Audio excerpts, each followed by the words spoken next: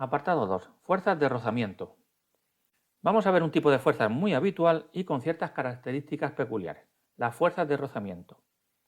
Estas fuerzas aparecen cuando dos superficies materiales están en contacto e intentan moverse una respecto a la otra. Son fuerzas complicadas por varios motivos.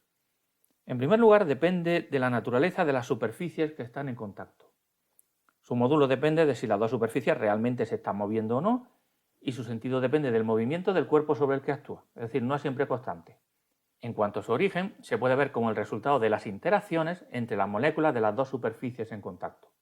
Desde un punto de vista microscópico, se trata de un fenómeno difícil de estudiar. Pero macroscópicamente, es decir, a vista de pájaro, podemos describir las fuerzas de rozamiento con bastante facilidad. En primer lugar, la fuerza de rozamiento sobre un cuerpo depende de la fuerza normal a la superficie. No parece que dependan del área de las superficies en contacto. Y en primera aproximación es más o menos constante, por lo menos en módulo. Si el cuerpo no se mueve, la fuerza de rozamiento se iguala a las demás fuerzas que intentan moverlo y su valor va desde 0 hasta el producto de la fuerza normal por una constante llamada coeficiente de rozamiento estático. Si el cuerpo se mueve, la fuerza de rozamiento es igual a la normal por otra constante llamada coeficiente de rozamiento dinámico o cinético. Para verlo, supongamos un cuerpo inicialmente en reposo sobre una superficie. Aplicamos una fuerza horizontal F sub A y aparece una fuerza de rozamiento en la misma dirección y en sentido opuesto. Eso sucede porque la fuerza de rozamiento tiende a oponerse al movimiento. Si el cuerpo tendiera a moverse hacia la izquierda, la fuerza de rozamiento tendría un sentido hacia la derecha y al revés. Esto es importante.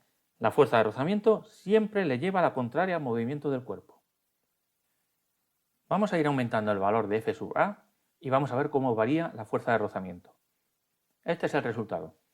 Al principio, cuando F sub A es pequeña, la fuerza de rozamiento es igual en módulo a esa fuerza y el cuerpo no se mueve. Pero llega un momento en el que la fuerza F sub A vale justo un poco más de mu sub E por la normal. En ese momento la fuerza de rozamiento pasa a ser mu sub C por N y el cuerpo se mueve. No solo se mueve, sino que generalmente la fuerza de rozamiento cinética es inferior a la estática, es decir, mu sub C es menor que mu sub E, de manera que el cuerpo pasa de estar quieto a arrancar con una aceleración apreciable. Como el rozamiento cinético es menor que el estático, eso explica por qué es más difícil poner en movimiento un cuerpo que mantenerlo en movimiento. Si alguna vez habéis tenido que mover un frigorífico o un sofá, ya sabéis a lo que me refiero.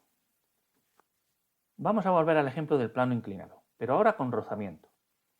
El primer problema es que necesitamos saber qué va a hacer el cuerpo para saber qué sentido tiene la fuerza de rozamiento. No es como los demás ejemplos, en los que la fuerza gravitatoria siempre va hacia abajo, da lo mismo si el cuerpo sube, baja, se mueve en un sentido, en otro, en una dirección, en otra. Aquí sí importa. Vamos a suponer, por suponer algo, que el cuerpo está deslizándose hacia abajo. Volvemos a plantear nuestras ecuaciones. Ahora la diferencia está en la nueva fuerza mu por n en el eje x. Pues la ponemos. Tenemos de nuevo dos ecuaciones con dos incógnitas. Fijaos que en el caso sin rozamiento solo necesitábamos la ecuación del eje x, pero ahora tenemos ahí dos incógnitas, la aceleración y la fuerza normal, entremezcladas. Así que también necesitamos la ecuación del eje y. Combinando las dos tenemos la relación que nos da la aceleración. Fijaos en tres detalles. 1. Si el cuerpo estuviera subiendo, ese signo menos sería un signo más. Así que si está subiendo habrá una aceleración de subida con el signo más y otra con el signo menos si el cuerpo está bajando. 2. Cuando el coeficiente mu sub c sea 0, tendremos A igual a ¿qué? Pues a G por seno de teta. Es decir, la solución que obtuvimos para el caso sin rozamiento. 3. Esta solución presupone que el cuerpo se mueve. Si la rampa no está muy inclinada, es posible que la componente X del peso sea demasiado pequeña. Podemos definir un ángulo límite como aquel ángulo por encima del cual el cuerpo comenzará a moverse. Ese ángulo se obtiene haciendo A igual a 0 y sale que mu sub E es igual a la tangente del ángulo. Fijaos que ahora es mu sub E porque el cuerpo ahora mismo está en reposo y se rige por el rozamiento estático.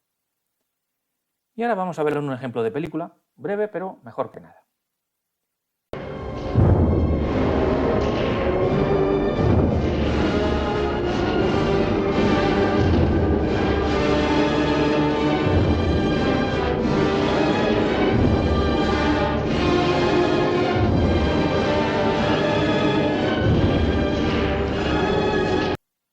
Como veis, la construcción de las pirámides se hace a base de gente empujando y de rampas.